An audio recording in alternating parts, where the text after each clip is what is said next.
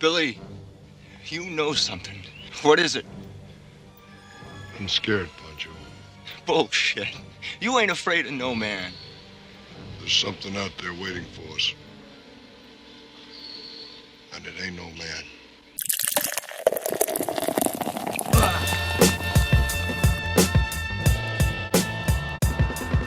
Hey everyone, welcome to Cinema Gulp here on YouTube, and we are here to discuss the legacy of the Predator film franchise. The highs, the lows, the goods, the bads, the ins, the outs. When it comes to Prey, released in 2022, we start at the beginning, which is also the last of the Predator movies. With a $65 million budget, released to streaming only, it made nothing but critical acclaim. Directed by Dan Trachtenberg, who had previously directed 10 Cloverfield Lane, and starring Amber Midthunder as the titular Prey, a fascinating idea explored in the past of the Earth. Has Earth always been a hunting ground for the Predator? The answer is yeah. And luckily, mankind always fought back. Prey. Yeah, this one they finally cut out the sausage party that's been so much of the Predator franchise, and they give us a wonderful Amber Midthunder, who I love. Loving this movie. I've loved all her previous work. And John, she is part of one of your favorite movies, probably the favorite movie of yours since we started Cinema Gulp. She's the bank teller in Hell or High Water. Oh, wow. I did not know that. Like Scotty said, this was a straight to streaming movie. I think that Hulu regretted that because now the follow-up that's coming after it is going to the theaters. I think that's smart. I think that movie really rejuvenated Predator in a good way. Unlike the Predator, which we'll get to later, this movie is a lot of fun. And the reason we will get to the Predator later and start with Prey is we are doing the movies chronologically. So we are going to talk about how the series progresses chronologically, which puts us at this earliest point, 1719. Northern Great Plains is where this one's located. Takes place in 1719. They give it a pretty vague setting, which is perfect. Yeah. Well, America is not America, so that is where it is, the Northern Great Plains. It's not like a specific state. It'd be funny if it was like 1719, the right side of the earth. Yeah. Maine and Fifth. I think the setting of this movie is beautiful. Dan Trachtenberg's like just shooting an entire movie completely outside. I guess if you want to call it an interior shot in a TP. Is TP still okay to say? I thought that's what they're called, right? Yeah. I don't know. It is in today's America. But yeah, the whole movie shot out. Every shot is exterior. This movie, as we move along, as John said, we're starting chronologically, which I think is the funnest way to view these. And really, the only difference is this one goes from the last one to the first one. Well, there are two moments within the AVP, the first AVP movie, chronologically in different points in time, but as overall films, Prey is the earliest time period that we see an entire story take place in. I think Dan Trachtenberg was a really inspired choice for this. I mean, I hadn't seen a ton of him, but it's funny, 10 Cloverfield Lane is completely shot interiorly, where this one's all shot outdoors. Kind of an interesting little thing there. With the tacked on ending, which he did not want to shoot. I think that this is the perfect redemption of the Predator story. I think that Predator and Predator 2 show two instances of the Yautja, which I think canonically is accepted as being the name of the alien species. But like the Predator is hunting someone. It is on the hunt. And it goes incredibly. And this is what the Predator does. The titular prey that fights back. Well, that's what Amber Midthunder's character. I don't know her name. Amber Midthunder. I don't know anyone's name in any of these movies. Just call her Amber Midthunder. Naru. And Naru is the prey, but also she becomes the Predator. And I think that is something that is restored to the mythology of the series, just because they play around with it in the Predator, and Shane Black tries to be a little too clever, and this just brings it back to The hunter can be the hunted. You don't Yeah. have to be too sarcastic about it. Yeah, this one was a big breath of fresh air for what Shane Black did to the series by We'll talk about trying to Shane. but trying to sort of expand it to like a Marvel Cinematic Universe type of thing. This one is so stripped down, back to basics. You could argue that it's safe because maybe it's just like the first movie, but I don't think it's safe at all. It's about Native Americans, like, fighting a predator. I think the most unique thing about this one, and we'll talk about how another good reason to start with this one is that how do the predators change? They evolve, like the different personalities, the different designs of the predators. I really like the characteristics of this predator so much, rewatching it the other day, because like we learn as it learns, like what are the dominant predators on Earth at that time. Like he's watching snakes and he's watching all these things, like, okay, so this is on top of this in the food chain, so this is tougher than this. It's an interesting take. I think the movie's unique for that, because we always kind of thought that's what it was, who's the toughest in this team? That's going to be my prize. Is it going to be Dutch? Is it going to be Harrigan? And in this one, it's like you finally see the predator. You always see the predator's perspective. I mean, that's a huge thing in these movies. But you see him learning. He's like a young pup, I think. So Yeah, he's young and inquisitive, and I feel like that stands out in this particular film with this particular predator more than it does in others. There are other ones that seem like they're young and experienced, first time on Earth or whatever, first time doing the hunt. Throughout the other films, they specifically call it out in AVP that those ones are considered teenagers. When we get to that movie, we'll talk about that. This is the one that feels like it is that situation, that this is whether he's a teenager or a young, first on his first hunt, especially with all those moments where he's kind of watching what the food chain and what is the dominant killer or hunter or predator or dominant prey or whatever, what his prey should be. And you see that escalation throughout the film. But yeah, I really like the design on this predator. And I think, to your point, Ben, yeah, this one, the characteristics of this one really stands out as like young, inquisitive, and on his first hunt. His mask in this one is like a big bone skull structure of some sort. At least that's the way it looks. Where the other one, we know there's like technical gadgets within the mask and things like that. This one, it's so different. And I love that detail of like, he doesn't have the shoulder cannon. He's got his targeting device, but it shoots like spears or arrows. It at least tries to do something to show the technology hasn't progressed completely to laser cannons and things like that. But It's so clearly cool. they're interdimensional beings already. So it's like their weaponry involves certain things. And then 20 years after that, I don't like hundreds of years with the technology they possess in 1719 or thousands of years ago, if we use AVP in this timeline, they progress pretty slowly. I have a hot take on that. I do think, I don't know if their technology isn't already well advanced. I think they want their hunters to go out and be a little bit more on a level playing field. So Earth hasn't developed weaponry yet that sticks and stones, and yeah, there's like muskets and things like that. But I think when they're like, okay, this predator is going to go and like hunt, he doesn't even know what he's hunting, but like this is primitive. There's nothing here but like sticks and arrows, and so maybe they send you out for that. That's why it has like a spear or an arrow, and it has a shield, really cool shield, which is the coolest I agree. thing. It's I think it's there to be somewhat of an even match for their prey. But I have a question, because you were pointing out, Ben, like all the other masks clearly have the technology built inside of it, but this one still does. It still has the targeting system built inside of the bone. Yeah, so you're it's right. Still a technological mask to some degree. It's got some kind of power source and all that stuff. It just doesn't look that way to us from what we're shown. I actually think it's one of the coolest predator designs, this movie. Like with the Like a mask. bulldog. He's got that kind of stub-nosed face. Well, and he's narrower, like, we'll get into it when we talk about these different types of predators, but he almost appears to be a completely different species. I mean, not species, but race of predator from these other ones, like a more narrow face, less distinct. He doesn't have figures. the eyes. Yeah. Well, predators, they're very distinct. Like there's so many details in their faces. The best since part 2, in my opinion.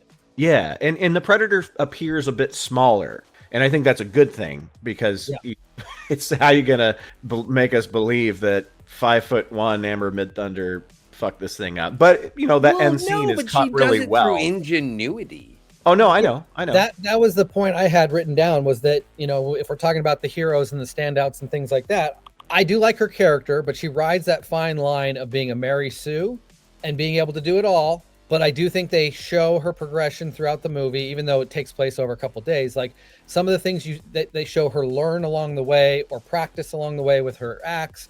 Like I think they did put in the work to show that she, you know, has the heart and the struggle to actually have these abilities. But there is a little bit of a Mary Sue, especially when you get to the end and it all works out so perfect. Like her plan just, and her being a woman. I mean, I'm not trying to be sexist, but like there are aspects where it seems like the script just made sure that she wins. The movie does a good job of making sure to give us scenes of her training by herself and trying to be the best she can because, you know, the other tribesmen or whatever don't let her go hunting. And I think this movie takes a really good long period of time to like get started, you know, by showing the Predator looking around and, like we said, figuring stuff out, and her brother's relationship, and that whole scene with, like, what was that, like a tiger or a panther or whatever the fuck it was. I love that scene. Oh, that's great. Yeah, and there's just lots of good details that Trachtenberg and obviously the writers put into it. But I agree with you, John. Like she does go a little OP the way she kind of lassos him, and he just kind of falls into the mud. It just looks like she's pulling like a statue down. It just is like. I think that she gets away with as much as she gets away with because she is the protagonist of the story. We're introduced to the story, like the movie of Prey, and we see a girl who is underestimated for her ability to hunt. And then she ultimately, through ingenuity, tenacity, and guile, she works shit out. And you get to see her work shit out. Mm-hmm. So it's not like, oh, she was given all this stuff. It's like, no, we actually watch her journey, and she does a great job. What she's able to glean in that movie multiple times, she's like, oh, I see how his tracking system works by watching it. Yes, that's establishing that she figured it out by watching it. But honestly, in those moments, I don't think she would be paying attention to it in the way that the script needs her to in real life. If I'm thinking about this in real terms, people do not necessarily learn that information in stressful moments the way that I get it. The movie did what it needs to. It's a movie. It's acceptable to do that stuff. But I still call her a Mary Sue because I think the script helped her a lot. And I love that little bait and switch where she gets stuck in the mud and you think, oh, this is going to be a thing where she uses the mud, but she doesn't. And that kind of brings... That's where she traps him at the end. No. I'm talking about using the mud to hide her body heat. Oh, no. Instead, right.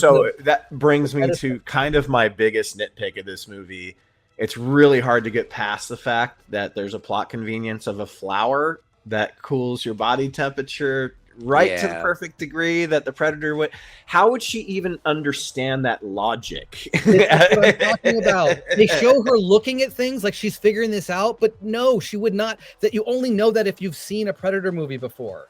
That's my point. My point is that the script helps her along to understand the things she's seeing in a way she shouldn't have any knowledge to understand.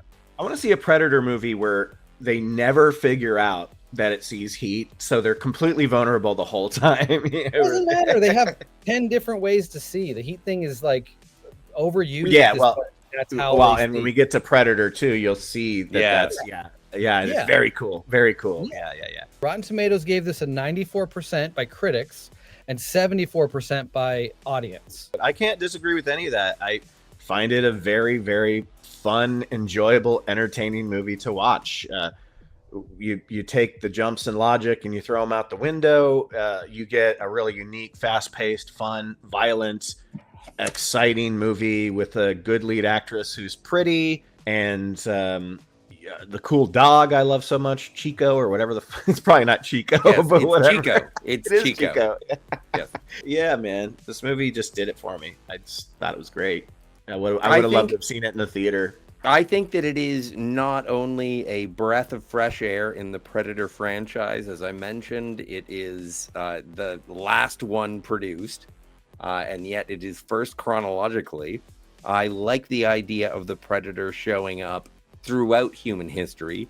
There have been many things or many rumors of sort of like a samurai Predator movie or like a gladiatorial Predator movie, like maybe a World War II Japan Predator movie, like World War One in Europe Predator movie.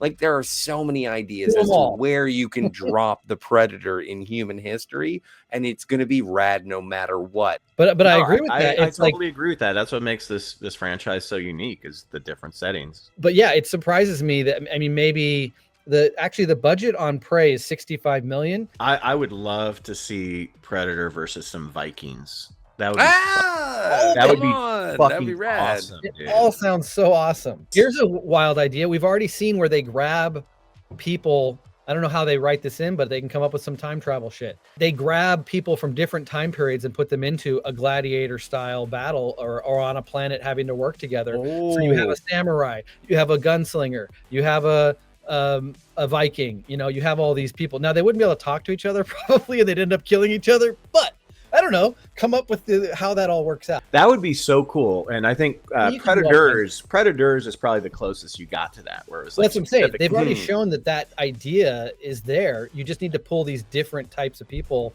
from different times, not just different types, which they did in that film. Different time period people landed together, working together to fight off predators. Yeah, and a yeah. planet that doesn't resemble Earth as much as the one in Predators does. Yeah, I think that was a budget thing, but still. Oh yeah. Oh, the bear scene was so cool. So Yeah, cool. it was Well, weird except when the the Predator CGI. fucked the bear. That's actually in my positives. It's a little over reliant on CGI blood and animals, but it makes for Yeah. a gory, bloody, inventive predator movie. So I do. Well, and every one of these movies has that reveal of the predator taking off the bended lights camouflage, and this one I think does it so great with you see the blood from the bear just dripping down, you know, kind of like Hollow Man, where it's like it's just surrounding this like you know, humanoid structure, and then it comes out. But yeah, sorry.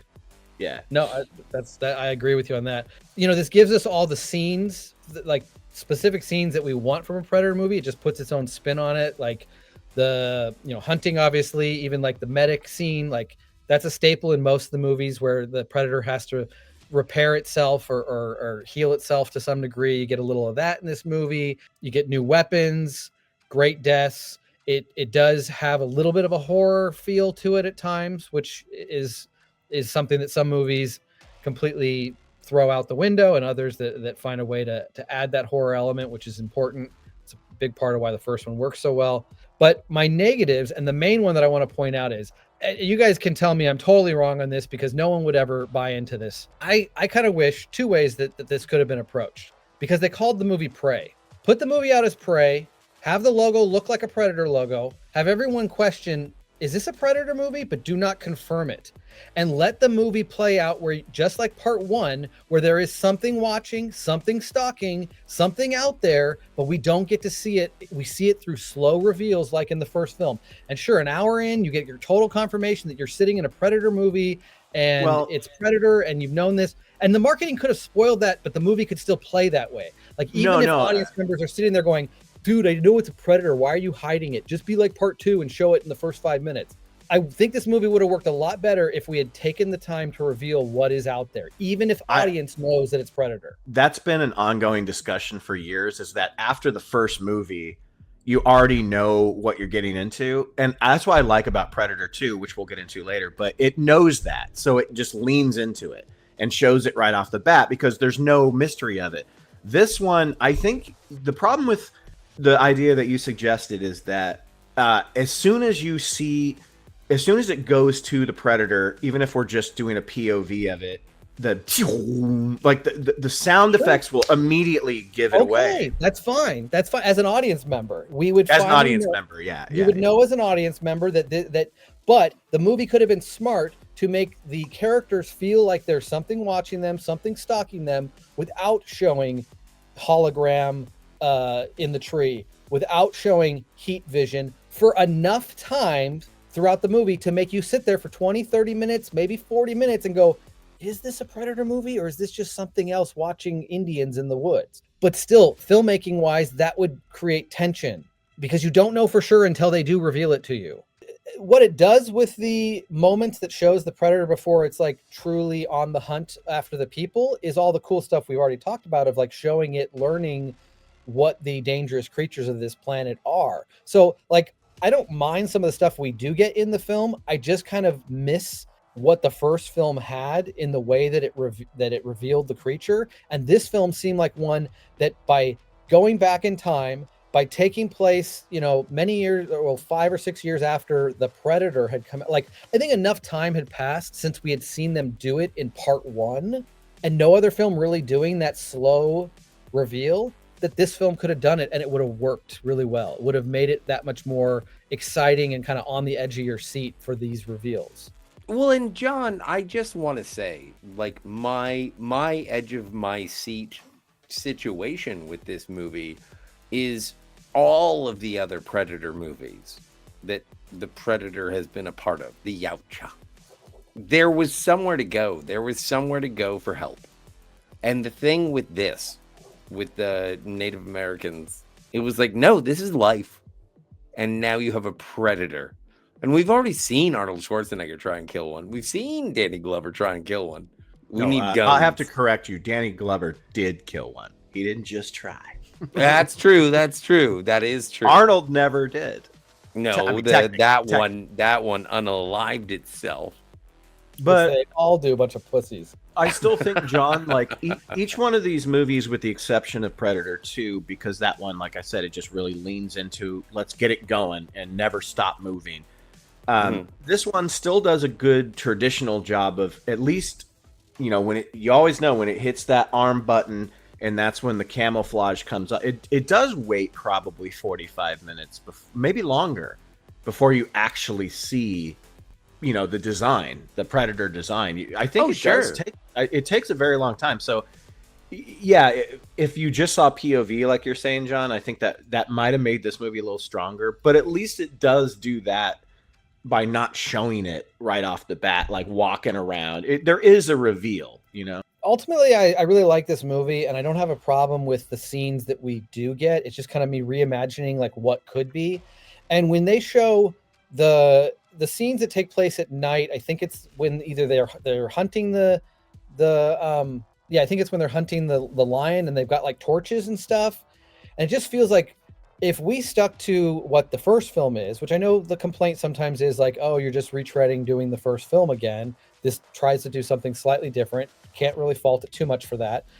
But if it did stick to the original film a little bit more and tried to play up the horror angle, the monster movie angle, and the picking off one character at a time kind of angle, I think all we needed, like I do like that the trappers are part of the story. They could certainly show up at some point, but I think you could have just had the group of Indians out hunting this lion, and they are the ones that are getting picked off one at a time instead of like just they all get killed in one fell swoop.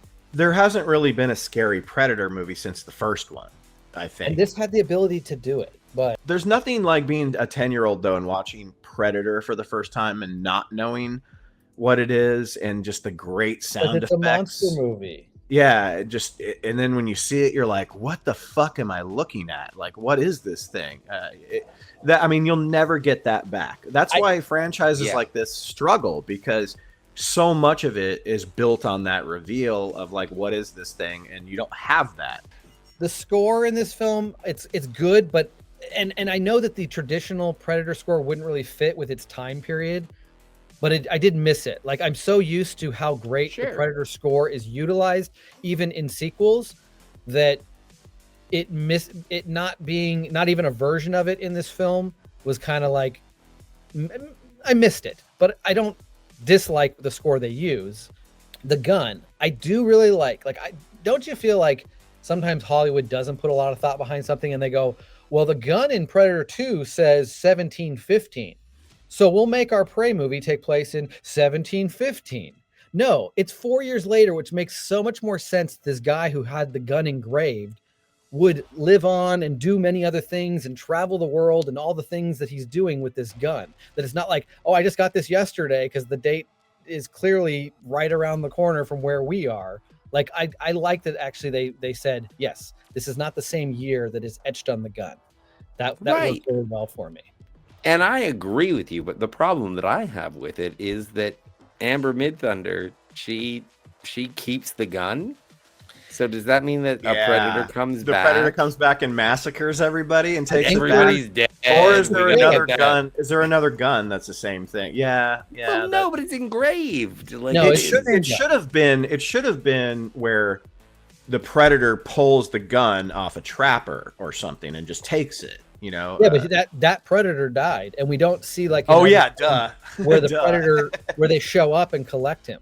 So Right. Yeah. I would think we're expected to either have a sequel to Prey or just take that as she didn't live, or somehow predators came and got it away from her. Whether she survived that second instance or not, they did come back and get You it know from what would have been really cool is that if Amber Midthunder had thrown she had been given the musket and she threw it to the predator. But And then John there said the would be- predator dies. So yeah. Well, I don't know. You ever notice? I'm sure you guys have, but every one of these movies, with the exception of this one, it's all like gun porn, and there's so much heavy artillery, and everyone's got the coolest weapons. But at the end of the day, it's all about hand-to-hand combat. By the time all those cool guns in Predator, Arnold just ends up fighting him with sticks and traps. Predator 2, he's got all his guns and stuff, and then he ends up fighting him with a weapon of the Predator hand to hand. And so this one kind of like is like the foundation of all of that, of like, this is all we have anyway. So it's more likely to beat a Predator with like primitive tactics than it is with like heavy artillery. And I like that. I mean, this one obviously didn't have a choice, But she used his heavy artillery. But because that was the only way she was going to be able to beat him. She's not going to hit him in the head with a rock, or But something it was like about that. it was about ingenuity, and it's never meant anything about the weapons. It's about how you either get them to the point where they're going to be like wah wah wah wah wah wah wah, and then they blow themselves up, or they get stabbed in the gut with a frisbee, or whatever. Like it does, or they are the noble. Like everything about this is that they are sort of resigned to their own death in an honorable way.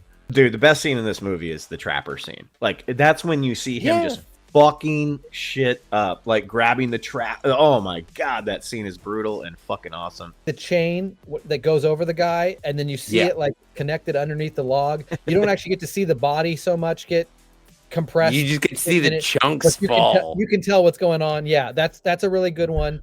And that one works differently than other chain weapons that are used throughout the series, which is cool. It's cool to see different versions of it. But the other one was the shield, the dude against the tree, and he's like, what am I going to do with this dude? And he just opens his shield and it slices his head and the tree in half, and like the blood squirts out. That's probably the best kill. That shield is going to go down as one of my favorite like Predator things. Yes, I agree ever. with that. It's so fucking cool. I do think that this Predator is like number 3 on my list in terms of like favorite Predator characters. That was kind of why I was bringing up like the gun and how the gun is utilized, and the fact that they didn't have the same date as the year it takes place, which I appreciate. I lost my virginity watching the movie Prey, directed by Dan Trachtenberg.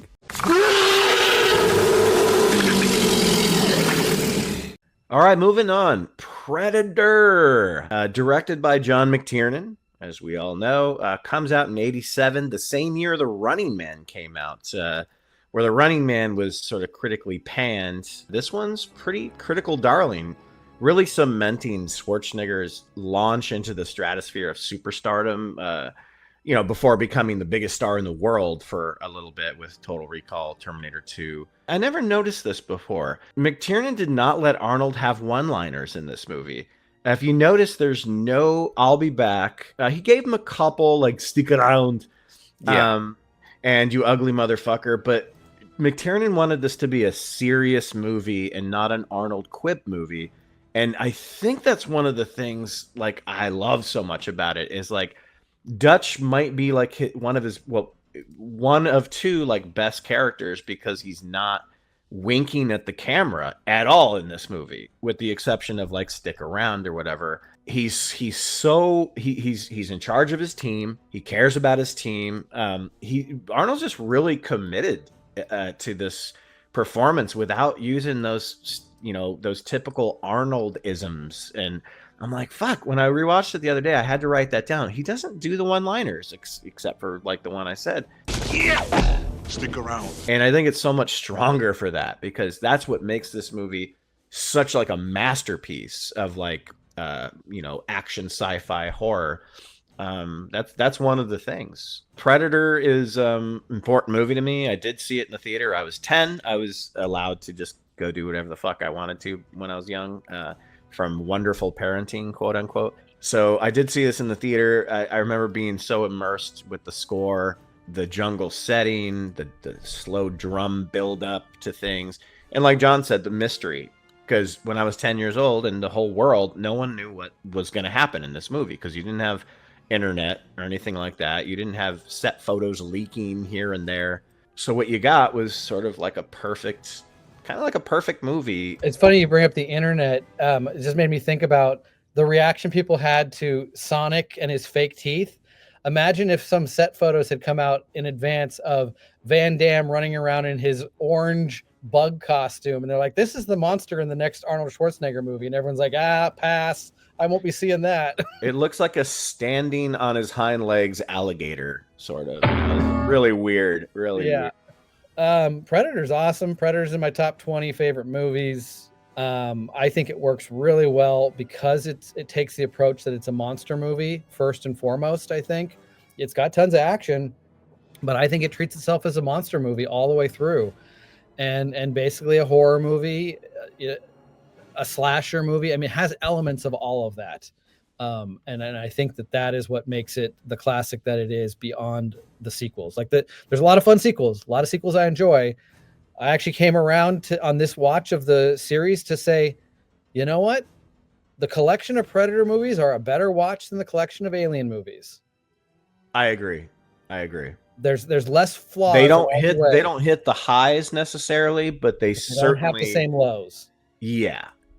But Predator 1 is a special beast in the series, and I think that horror movie approach and the mystery of it all is what makes it and we can all watch it 30 years later or whatever, 40 years later, and know all of those details, but still get a lot of fun out of the mystery that the movie presents. So that's kind of my point of like, Prey could have done that, and you still could have been sitting there knowing that it's a Predator, but just based on filmmaking, you would enjoy that reveal way better than just, it's a Predator, let's show it in 5 minutes.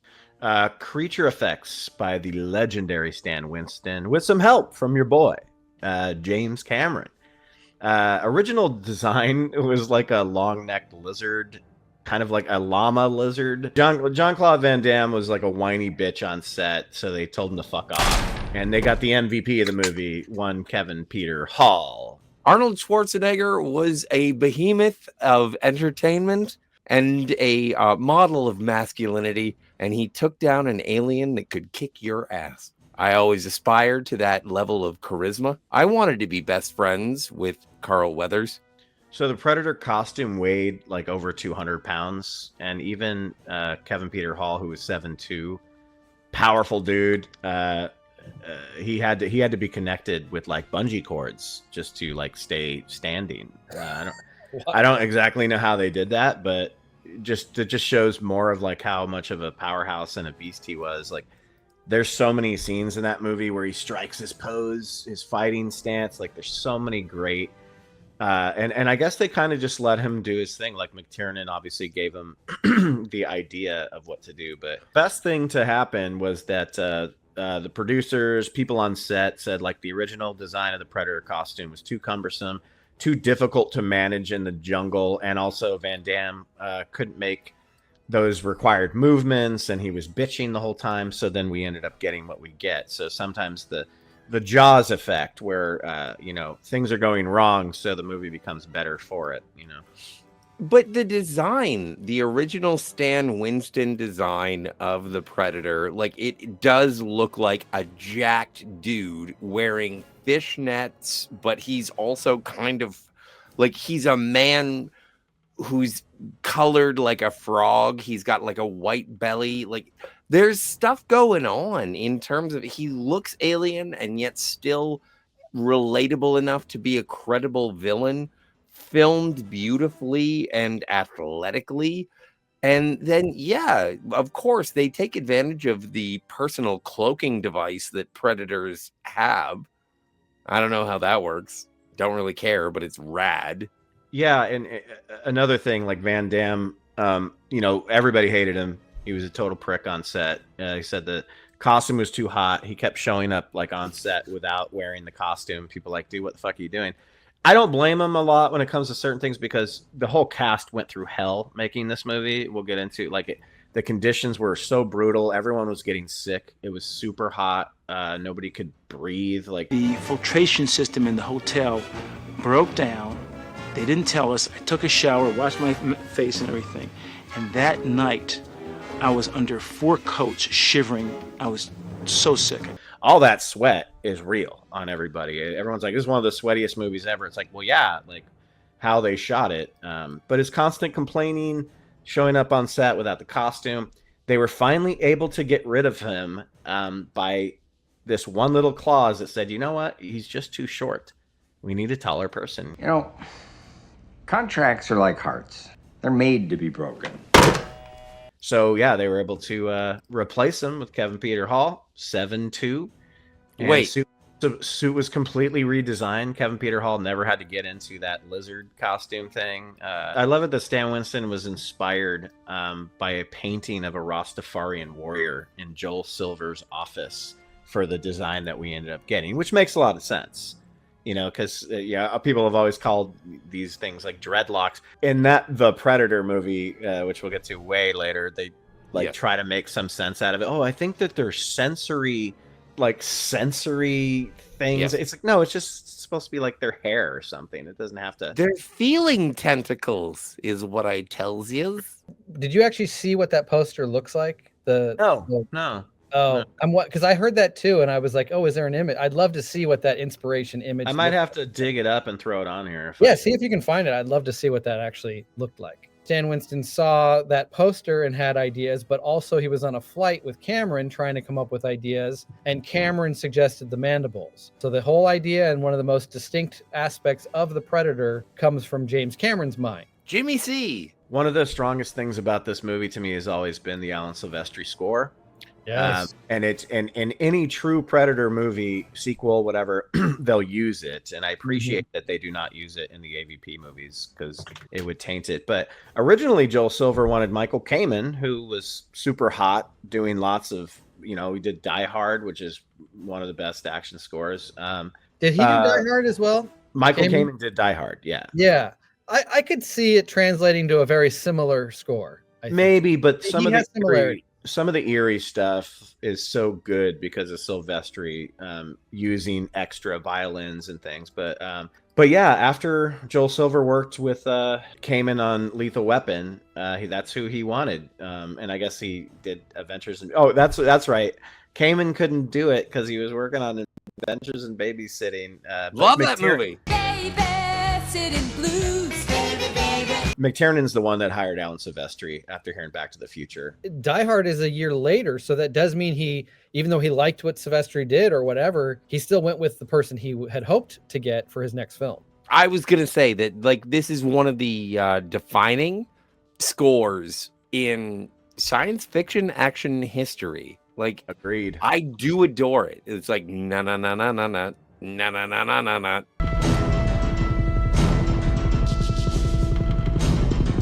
It's so good. It does define it.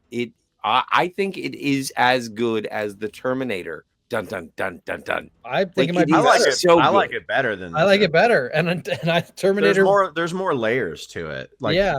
the drums. I can't replicate that. Oh, I mean, God, the Terminator, I don't even know how much they've used. Like, I don't even remember hearing it used well in sequels, whereas this score has been utilized by many filmmakers, and it still always kicks ass. And Silvestri only spent 2 weeks writing this score. Considering like a typical timeline for a film score involves, composing, watching rough cuts to get inspiration and to try to figure out how it's going to be incorporated into the movie, revisions based on those edits of the movie, and then the recording sessions with the orchestra. Like, that's amazing. And a lot of these composers are like that. They write some of their best shit like on the fly, in hotels or on planes.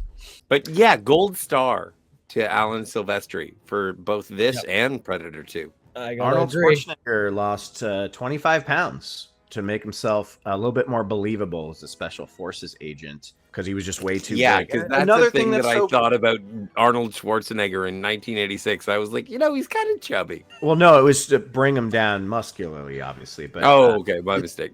Another great thing from McTiernan, like, hey, no corny one-liners. We're gonna bring you down in weight a little bit, so you're a little bit more mobile against this, and also to be less imposing against it. But no, it was great. Another great decision. John, I can't lose any more weight. The only place that I can lose it is in my dick. The setting, the jungle setting. Oh, the jungle, the rumble. So well. I don't know where they shot. Like, Ben, I'm not sure if you looked up any info. I'm not sure where this was shot. Was it shot in Valverde, where it's supposed to take place? This was shot in Valverde. It was shot in Mexico. Shot in Mexico. The way that the jungle feels scary, it feels like you always get the sense that they're being watched, even in scenes that aren't specifically trying to like show you the predators up in the tree. It just always feels like they're being watched throughout the movie. The score has a lot to do with that. I think there's many shots where even though you have these humongous, massive dudes, some of the biggest badasses in the world, the way they shoot them in the jungle setting always makes the jungle feel larger and looming over them and makes it scary in that way that you're like, look at these badasses, but they're still like, this tiny little speck within this space. I think that's some great work by McTiernan. And the jungle just, I guess, they shot it in a real jungle. This isn't the era of CGI sets and things like that, but it just... Oh no. They went through a lot of shit shooting this. Yeah, it's a real jungle. It feels dense, it feels dangerous. It's filled with real atmosphere, all that sweat, that heat, that fog, they pump shit in to give it that atmosphere to some degree, but it just feels very believable, real, and realized in every shot throughout the movie. The ending, that scene, that set at the end where like there's like a tree that's fallen over, that had to have been built because you can't just have Arnold standing on a tree. I don't know. Like, that's a very impressive set at the end of the movie where the whole finale takes place. I love how they give you such a grand establishing shot of where he decides to hold his fight. This is where his stand is going to be. And like you said, you have that big log, like bridge. And then he figures out like the geography of things so he can swing across here and swing across there. Yeah. And when he goes underneath and holds on tight while the predator, this is the only movie out of the franchise where you get that. I have time to set up how I want to use my tricks and knowledge against this. Oh, it's Home Alone. It's just Home Alone. You know what? That's before perfect. Home Alone. It is Before Home Alone. Home Alone. Home Alone's just Predator. No, that's actually perfect. Yeah, he has all his traps. Wait. Yeah. I'm sorry. It's just Nightmare on Elm Street. This is just exactly. Nightmare on Elm Street. Nightmare on Elm Street is before Home Alone and before Predator. Before Everyone Predator. is ripping off Nancy. Those shots where like the sparks fly and you see the silhouette of him standing there. It's just so freaking massive and beautiful and real. That scene where all the sparks are flying. Yeah, and the predator's like kind of hunched. You see him on that log. Oh, dude, that shot is so good. And to your point that you were like, which I didn't even know, that Peter Hall or whatever had to be supported with wires at times while playing the character. You never get the feel like they just feel like they're in a real jungle, which they are. You never get the feel that there's a special effect of a crane overhead doing anything supporting, whether it's supporting a character, supporting a set piece that isn't real. It just feels like real shit every second of their time in that jungle. And I've watched this movie hundreds and hundreds of times. Like, come on. You know how much this movie cost to make? 18 million. $15 million. I have 18, but maybe maybe that includes marketing. I don't know, but I had 18 listed. 15, 18. It's like, Jesus Christ. Like I mean, obviously shooting another movie that takes place 100%, well, 99% exterior, with the exception of the meeting of Dutch and Dylan at the beginning when they're in like a cabin or whatever the fuck. And a little bit when they raid that village thing. Well, but all those things are open. But yeah. Carl Weathers would be kind of one of the more established. I mean, Arnold had elements of being an established star, but Carl Weathers was the next biggest name, and everyone else is like Jesse Ventura's name was plastered all over it because he was a big wrestler, and he's fucking great. He dies too early in this movie. That was on this rewatch. I was like, man, he made a great impact for how little he actually is. He's like the first to die. When that moment happened in this rewatch, it was like, wait a minute, he's got to last longer than this in this movie. Nope, here it comes. And you get the big Bill Duke scene, with the minigun. But this is an explosion of talent where you get John McTiernan, you get Arnold Schwarzenegger, you get Carl Weathers. Yeah, Stan Winston, for the love of Pete. Come on. And Kevin Michael Richardson, just like being a 7-foot tall guy who could intimidate the shit out of you. Kevin Peter Hall, yeah.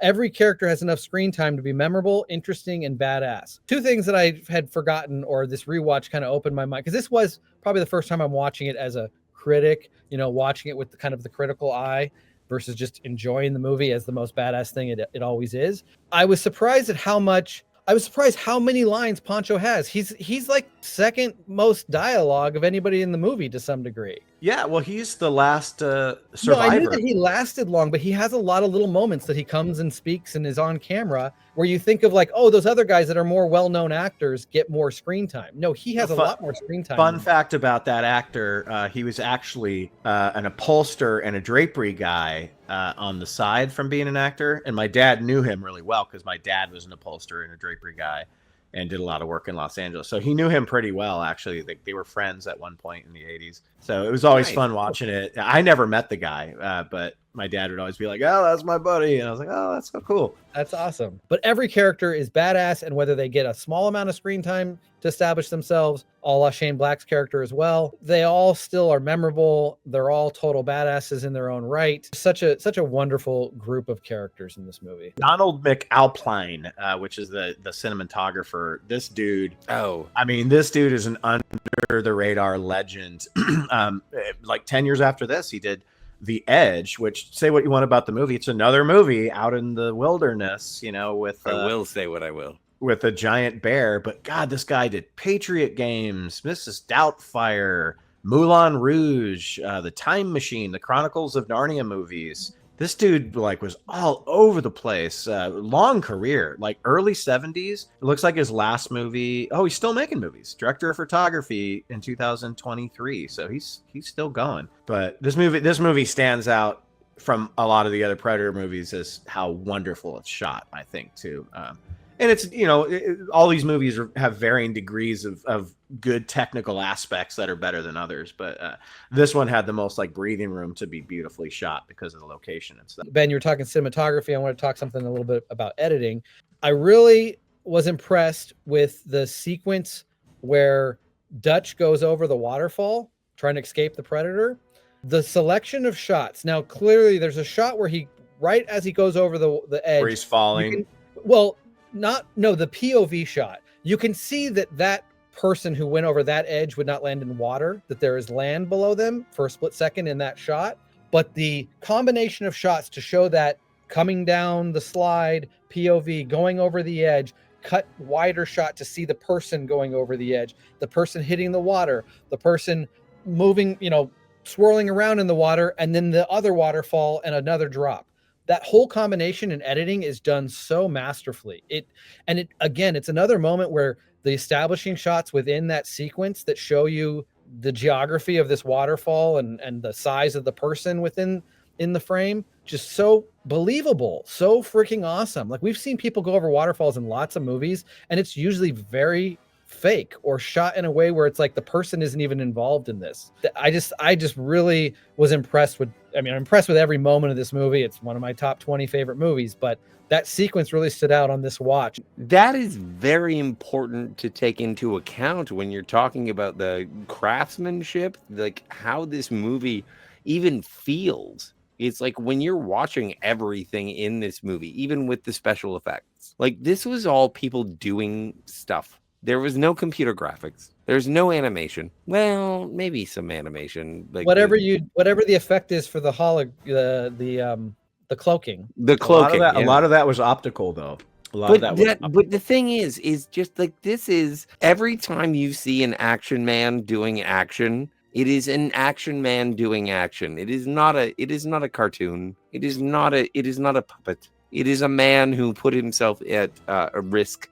And speaking of that, Scotty, I don't know if anybody knows of there's a movie called Akira, The Wrath of God, and they made a documentary called My Best Fiend. It's a Klaus Kinski movie from the 70s, but it's one of the most excruciating shoots of all time. Like, people died on this set from the conditions. This movie's been compared to that a lot. Like, everyone was constantly sick to their stomach, fevers, and it shows. I think Don't maybe drink that's water in Valverde. I think that might be why you get such a toned down, perfect Schwarzenegger in this movie, is because he wasn't feeling good through a lot of the shooting. He wasn't having a blast on the set of this one. That's just a theory, but it makes sense. But $18 million budget, just shy of $100 million gross. In 1987, for an R-rated movie, making $98 million, that's like, what would you call that now? 400 million? I would call it all of the money. That's amazing, though. That's amazing for like a testosterone. You think about that era. You had like your Sylvester Stallones. I guess you had Van Damme, but not really yet. Not yet. Yeah, no, you had him. Bloodsport is 88. Yes, you're right. Yeah. So for something like that, like, McTiernan's such a fucking good action director of like tension, but also like very wide, really wide shots, and we get a lot of that in this. The later movies really do a lot of close-ups. The movie has a lot of action, but they're short bursts of action. Yes, and there's a lot going on in between those bursts of action that are really just reaction shots, people looking at each other, people trying to figure out the mystery, staring into the jungle and things like that. And that's all done so perfectly. Like, it really ramps up the tension every single time. We never lose the steam of the excitement and the tension building that this film has. Even the moments that you might say, oh, slow the movie down, like they're setting some traps at night and waiting for the pig to come in and stuff like that. There's a couple conversations along the way that aren't action based or whatever, but they still ramp up the tension with the way people are looking at each other and trying to figure out the mystery. All those moments with Billy staring into the jungle and stuff really are directed and edited really well to keep building that tension, even without action going on. The big action scene that is basically like the A-Team Miami Vice stunt show, but rated R. You got people doing like the flip off the springboards and stuff like that. It's so reminiscent of typical 80s, especially like 80s TV action, but you just ramp up the violence and the gore within that scene. The big shootout at the village. They're trying to get the hostages back and whatnot. The first action scene. I think you're undercutting the direction of. I love the it, initial... but it has moments that feel like they're straight out of Miami Vice, the Miami Vice stunt show, which I don't know if you ever saw at Universal Studios. No, I never went. Or the A-Team on television, where it's like, the people falling out of the high fall, but they clearly landed on a pad. No one dies. It's like safe action. You get right, but why would you equate that with Predator? Because you get moments within that action scene that feel like that, but then everybody dies. But then they all get shot. That's my point. Is it's the R-rated version. It has a lot of ties to what we got for what they called action in the 80s, but this one was the rated R version that we all wish we were seeing while watching. Right. The raid on the the Valverde's like camp or whatever. it serves two purposes. One, you need a big explosive action scene before it turns into a stalker horror, like Halloween type movie. Two, and I talked about this when I did my thing for Represent This. It lets you know what these guys are capable of. How good are they? You know, like this was easy for them. This job was, they were having fun. It was like easy for them to do. So then you're like, oh, wow, these guys are fucking incredible. And then you realize how easily they're picked off. Yeah, contrast that to their fight against the Predator. Yeah. So it serves those two purposes. It's a fun scene, but I totally know what you mean with the stunt show, because it's like, you know, Arnold's picking up a fucking car and throwing it in, and you know, there's and that they give him this like one-liner with the people flying through the air and stuff like that.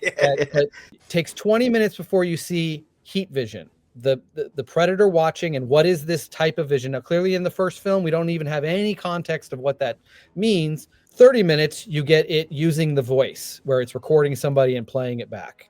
Fuck you, asshole. 40 minutes, you get characters finally starting to stare into nothing, knowing they're being watched. You don't necessarily see the hologram, but you know that they're looking at something that's looking back at them. That's 40 minutes in. All you've had is those three types of reveal. 47 minutes, you actually see its cloaked version and the eyes light up. So like clearly this is a humanoid character or whatever. 107 minutes before you get a glimpse at the Predator with no camo. And 119 minutes before you get a full view with no camo. This is why I love John so much. Like he like takes that time minutes to, like, before you're really establishing what we're fighting. I have one central negative, and I did bring it up when I did my what's more rewatchable, this one or the second one. And I think, and I'm not saying that this is a bad decision as filmmaking goes, but there are some slow moments in this one, rewatching it specifically, where I'm like, okay, it's not as fast paced as I thought it was. But it's not bad filmmaking. It's all serves a purpose. But it, like, when you watch it back to back with two like just fucking is on cocaine, you know, literally. Yeah. So there's a couple of quiet moments, but they're fine. They're earned. They should be there. So it's hardly a nitpick or a negative. It's just like there's a couple of moments where you can turn and look at your phone if you're watching this at home. Boy, you got a big pussy. Boy, you got a big pussy. Sorry about the echo. No, I don't think I have a negative in this movie. If I want to be nitpicky about this movie, it's like, what is the nature of the self-destructive device on the Predator? And he's like, it is a nuclear bomb. What is it? I don't understand. Yeah. And so I don't understand how Arnold survives. Well, yes, it's Scotty. You know what? Forget what I said before. I'm with you 100% on this because, and I know it's retroactive in the sequel. They say the explosion would level 10 city blocks. It's like, wait a minute. So Arnold just jumps into a 2-foot deep pond and somehow survives that blast. But no, there was a refrigerator there. Didn't you see? Yeah, exactly. Either way, he ain't surviving that by like a fucking pond that he jumps into. I can get with you guys on that the last 20 seconds, 30 seconds of the movie with the explosion are a little bit of a flaw. My only negative that I wrote down was barely a negative, because while watching the film, it's not an issue. It's more about seeing it show up in later films where they perfected it a little better. The green blood doesn't look that great in this first film. In certain shots, there are certain shots like the remnant of it on her pants and the way it glows. It's like this weird effect. It's not really there. That is and that my point of bringing up how little and inconsequential my nitpick really is, that the green blood doesn't look as good as it does in future films. There's a difference between negatives and nitpicks. Like, I have a nitpick, like, why did she not decide to speak English until when she did? Yeah, you could say hoping she wouldn't have to communicate or really but if she had all the knowledge that she had from the get-go, she should have started speaking English earlier for her own well-being, even if she didn't trust them. But that's a nitpick. If Arnold died, if Dutch died, which of these elite soldiers do you think would have been able to launch a counter defensive against the Predator, if any? Like, out of all the characters in this movie, would it be Dylan? Would it be Bill Duke? I think that Dylan once he knew what he was up against, was willing to put up a good fight and go after. He just took him a long time to come around to believe that something else was out there and it wasn't just soldiers or whatever. I think he's a really cool character. He is kind of, in a very different way, he's meant to be a little bit like a Burke character where you kind of like him, but you don't trust him. And then eventually you start to learn information where he's clued in more than he's sharing. And so do you trust him at all? It's played very differently than how Burke is handled, but I saw similarities there. But Burke you hate. Like, there's no liking Burke other than Paul Reiser's a really likable actor. Dylan's I like good, Dylan. loyal soldier. Yeah, I like he was Dylan. working for the CIA, so he had to keep secrets, So he has his moments, and eventually, he's able to step up and be a badass. And I think that he would be able to, if your question is which character left alone, like Arnold could fight off the Predator. Yes. Well, I'm going to go with my second standout then. Although I don't know why I say this, because he's the one that shows how he just got beat very easily. Billy is my second standout. I'm on board with Billy. But like, what happened? Why wasn't he able to put up a better fight in that moment? It was mano a mano. Because he was on a log. It was very subversion of expectations in that scene. He should have put himself in a better position to. That buildup of him slicing his chest, like, I kind of love it that like they completely just say fuck you, we're not going to show it. He just dies immediately.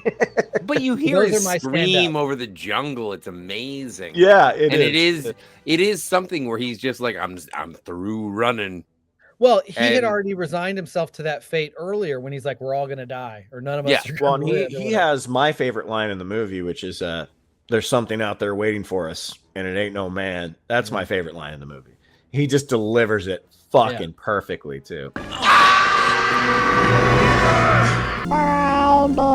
And the genius of this movie, and which none of the other ones have, is them nor us know about the heat signature until Dutch crawls through the mud.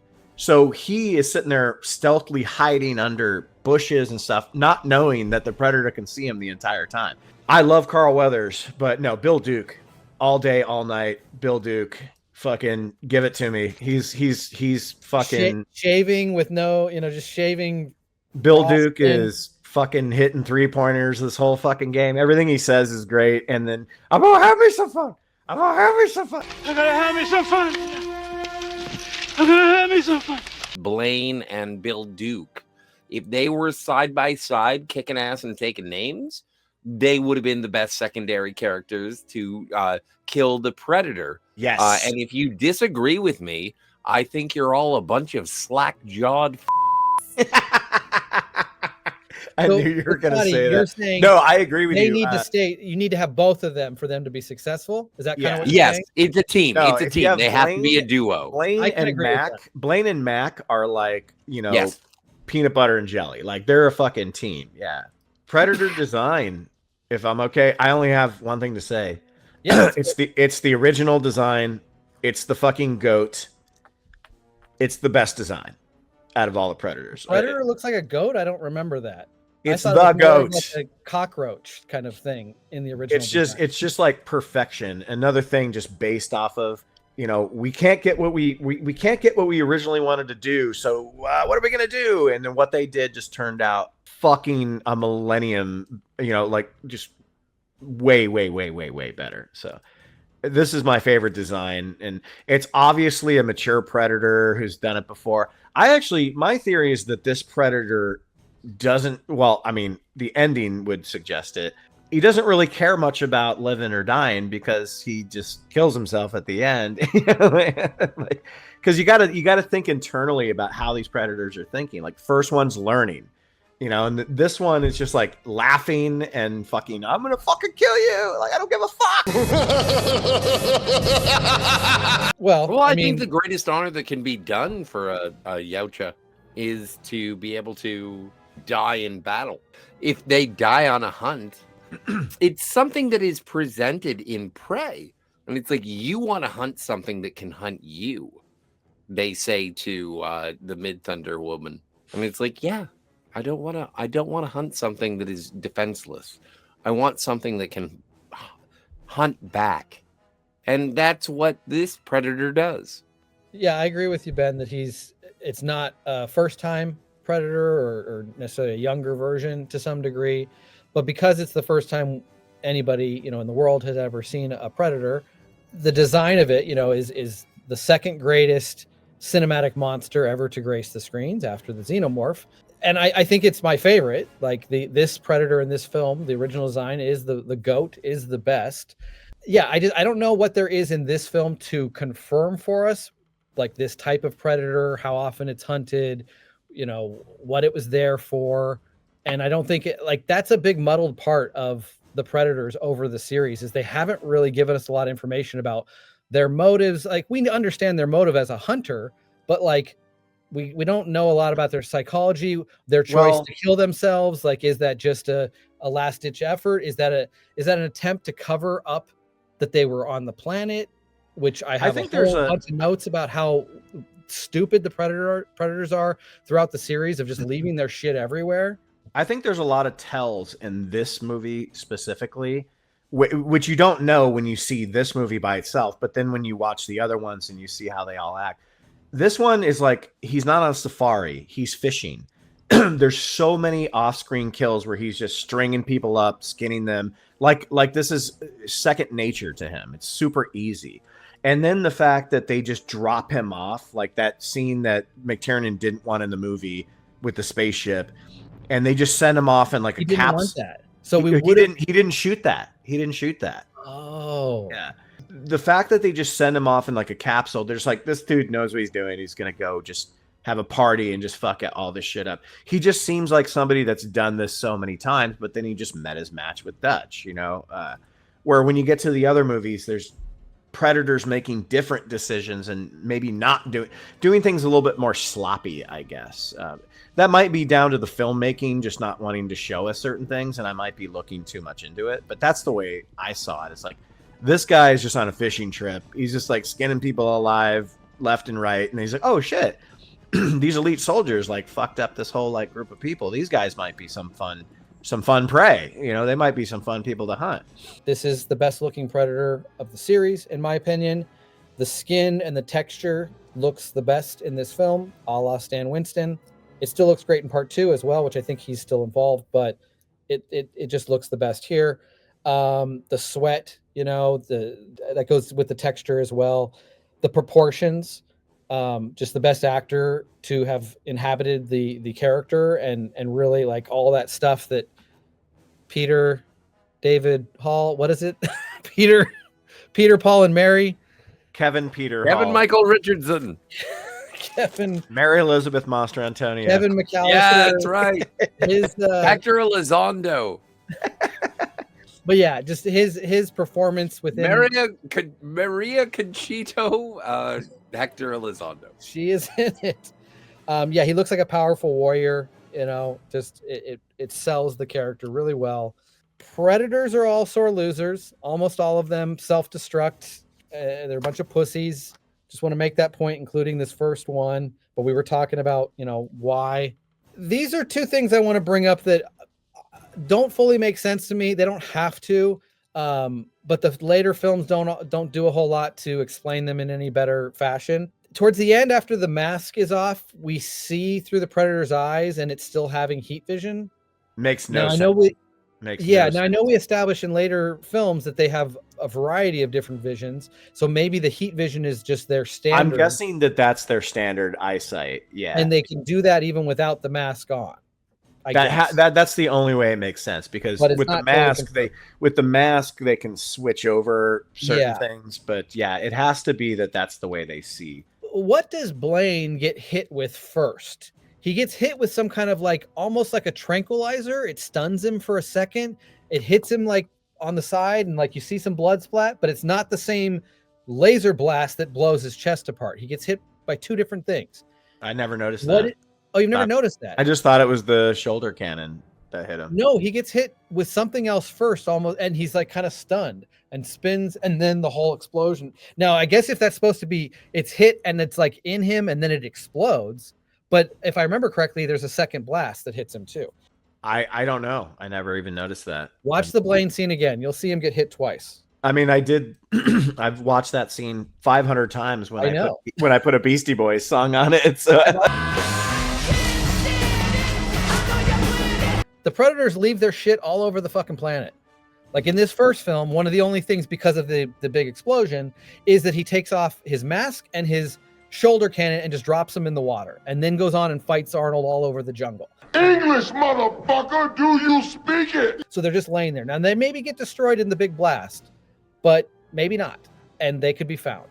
And as the series progresses, they leave all kinds of shit all over the world. So all this bullshit about like, oh, we only know of 1 or 2 times that they've been here before. What do you got for series progression? Well, just that it laid the groundwork and distinguished this alien species as super unique and dangerous. It did just enough to leave the door open for any direction the sequels wanted to go and expand on this character, which I feel like they haven't done. They haven't explained themselves over 7 movies since this first film laid the groundwork to make such an interesting character. best kill for me, Poncho.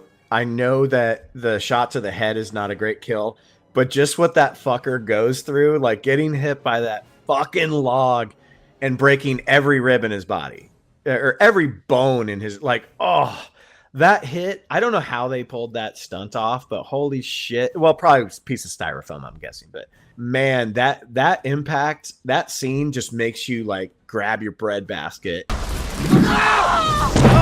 And he's just like, I can make it. I can make it. And then he's just like put out of his misery with a shot right to his head. I kind of, it's not I know it's not a great kill, you know, but because mine is one that, you know, many people would probably say is memorable from the film, is Mac's head getting splattered. That's gotta hurt. I want to say it's probably the first time I had seen something like that, like a head exploding and splatter, or a headshot, you know, like one, and the getting blood gangster- goes right into the camera. yeah, just the way that's filmed and the way it pops and everything. Like I had never seen something that graphic, I don't think, before. And this movie, I remember my initial viewing. I watched it in Tony's room, the upstairs bedroom that they have on TV. But I remember that moment having a big impact and playing into, as I was watching that initial viewing, it's a horror movie. That was a horror movie to me, which I hadn't seen a lot of horror movies at that time. The big name stuff like Nightmare on Elm Street, I hadn't seen that kind of stuff yet. So that was pretty shocking. It was like, ooh, that's something that's saved for horror movies, not in the kind of movies I get to watch. But the spine pull, the first time we got to see the Predator's favorite maneuver, their favorite way of collecting trophies, and it always makes a distinct sound when it does it. I mean, almost every movie, it's still one of my favorite kills that happens in each movie. I think it's a great aspect of the Predator character. But yeah, the first time we get to see it, it really, you certainly weren't expecting it, and it's almost like a chest burster moment. Like, whoa, yeah, that's fucking crazy. And I love how the Predator, in every movie that you see a spine pull, you do get like a pig squeal, like it's like its champion, it's like its trophy, like you said. Mm-hmm. Yeah, it's all that is its ultimate trophy of a human. 10 out of 10. Rotten Tomatoes only gave it 80%, and the audience score is 87%. Yeah, well, Feels low for a movie that everybody in the world loves. Thanks everybody for watching part 1 of our Predator series revisited. Part 2 is on its way.